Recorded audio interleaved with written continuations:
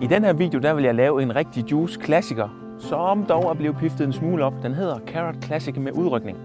Den er selvfølgelig økologisk og smager fuldstændig fantastisk, og den vil altså kun det bedste. Hovedbestanddelen i den her juice, det er gulerod, og guleroden her, den kan prale at være en af de kraftigste antioxidanter, vi kender til. Så den kan vi bare komme ned, som den er her. Vi skal cirka 500 gram gulerod i. Så skal vi have lidt lime i, og den kommer vi i medskrald. Og det er jo en af fordelene ved at bruge økologiske råvarer, det er, at vi kan komme skralden med derned. Og der finder vi faktisk 70-80% af en citron eller limes C-vitaminer. Det finder vi i skralden. Så det kommer vi bare ned, som det er. Kommer lidt æble i. Så skal vi have 3 cm ingefær i.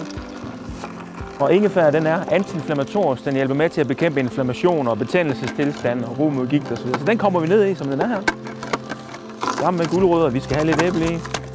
Så skal vi også have lidt rød peber i, fordi det er jo en Carrot Classic med udrykning, så vi skal have den her lidt ildfarvede juice. Sådan der. Og den kommer også bare i, som den er. Når man så engang er færdig med at lave sin juice, så kan man faktisk bruge det, der ender over i pultbeholderen, som vi kan se herovre. Det kan man bruge til supper, salater, vegetarisk millionbøf. Det er kun fantasien, der sætter grænsen. Sådan der.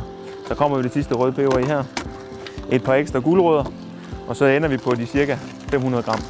Så det her, det er et super lækkert bud på en gulerodsjuice, som lige er blevet tvistet og piftet en lille smule op.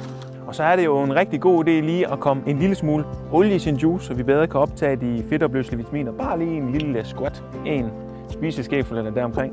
Og så giver vi den lige en lille shaker. Sådan der. Så skal vi have lidt isterninger i.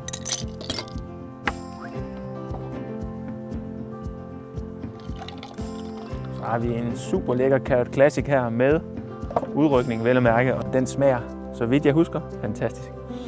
Duften af den der friske lime og skallen og ingefæren, gør den virkelig lækker. Jeg er sikker på, at du også vil elske den, og jeg ønsker dig rigtig god fornøjelse med den økologiske uge.